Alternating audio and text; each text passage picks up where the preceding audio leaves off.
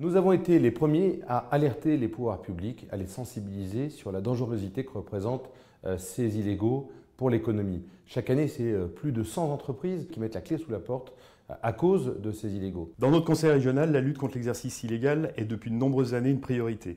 Nous avons mis en place des moyens rigoureux, efficaces, et nous en avons fait un axe prioritaire parce que nous estimons qu'il nous appartient de lutter contre les illégaux qui sont à la fois un danger pour la profession, mais avant toute chose, un danger pour les entreprises.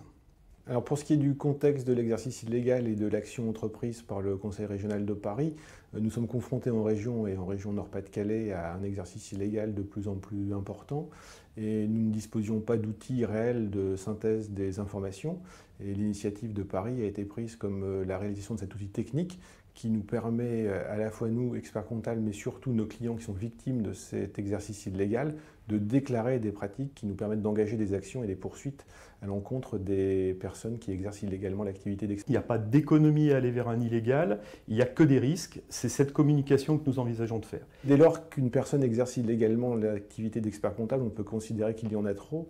Et nous avons de plus en plus de recours et de demandes et d'informations d'entrepreneurs qui sont victimes de cet exercice illégal.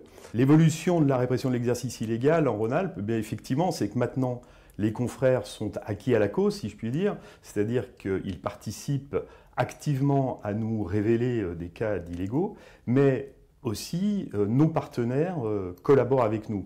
Quand je parle de partenaires, c'est les administrations, l'administration fiscale, les administrations sociales, mais éventuellement aussi toute personne qui peut être confrontée à un illégal et qui sait que s'il saisit le Conseil régional de l'ordre, il y aura une action. Les résultats, finalement, c'est les résultats qu'il faut voir sur le terrain avec cette politique de tolérance zéro. C'est des condamnations que nous avons eues. C'est des condamnations même à de la prison ferme. Dans la lutte contre l'exercice illégal, il ne faut rien lâcher. C'est un combat de tous les jours. Avec Internet, on les voit fleurir, le nombre explose. Et ça n'arrive pas qu'aux autres, d'ailleurs, y compris à des personnes très avisées.